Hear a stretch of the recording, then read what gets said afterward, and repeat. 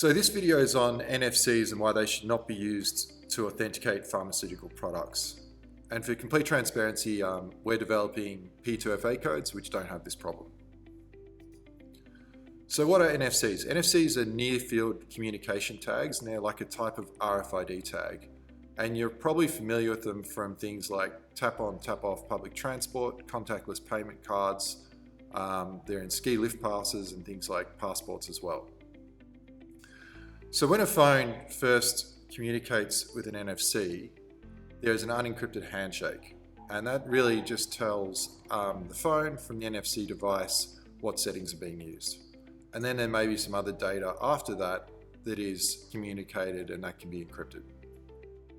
So really today we're just interested in the unencrypted handshake data and how this can be used to identify different products.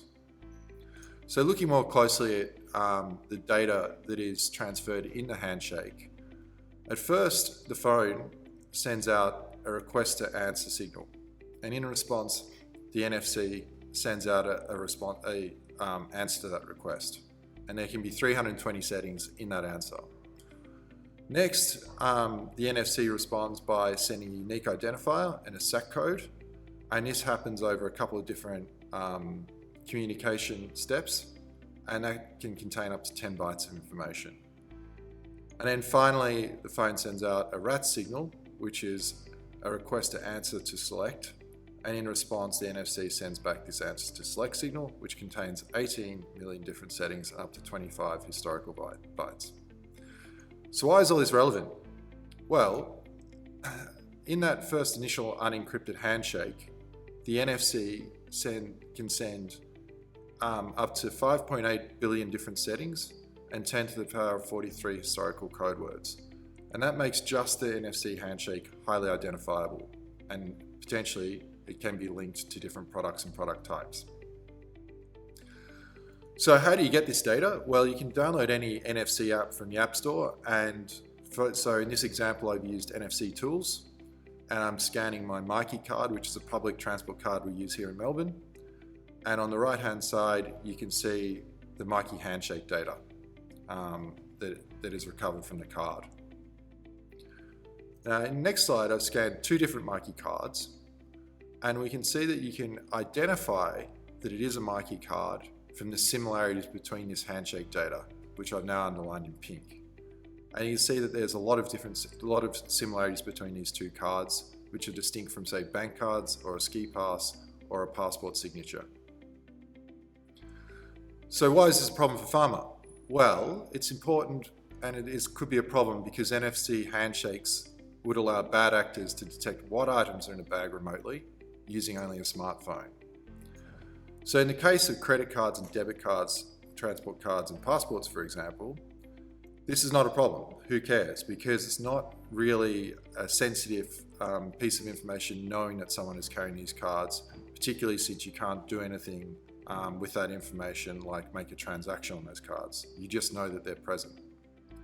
But I would argue that it's a considerable privacy concern if NFC-labelled pharmaceutical products can be detected from someone's bag, and then a bad actor can find out whether someone is carrying weight loss drugs or HIV antivirals or antidepressants or psychoactive drugs, for example. Okay, so to illustrate this insecurity, I have 6 different cards. 5 of them are bank cards. 3 of the bank cards are from National Australia Bank, one's from ANZ, one's from Latitude, and I also have a Myki public transport card. So what I'm going to do is put each card in a separate box here, close the box, mix them up, and identify which card is in each box based on the handshake signature alone.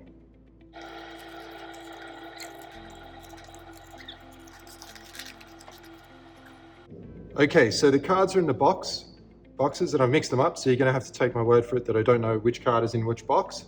And now I'm going to sort them into their different company card types by the handshake signature and using the NFT Tools app.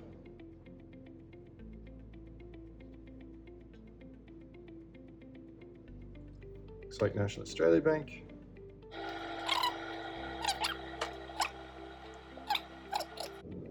So quickly we'll check if we're right. So first of all, I'll look at Latitude. And yes, that's right, that's the Latitude card. This is its ANZ card. And that's the Mikey card. So why is this significant? It's significant because if you imagine that these weren't bank cards and these were labeled pharmaceutical products, we could easily scan someone's bag and know, for example, rather than being a NAB card or an ANZ card, it could be a weight loss drug or an HIV antiviral, or it could be an antidepressant or some other drug. So it shows that you can easily scan someone's bag and get that sensitive health information very quickly using freely available apps on the App Store. So what's the solution? Well, for customer-enabled product authentication, we recommend using P2FA codes that can be authenticated with the smartphone, self-destruct like two-factor authentication codes, and do not broadcast sensitive personal health information to the world. But for inventory management and supply chain digitization, we recommend using RFID tags that cannot be read by a smartphone and communicate outside of the NFC frequency of 13.56 megahertz. So thanks for listening, and please reach out if you have any questions.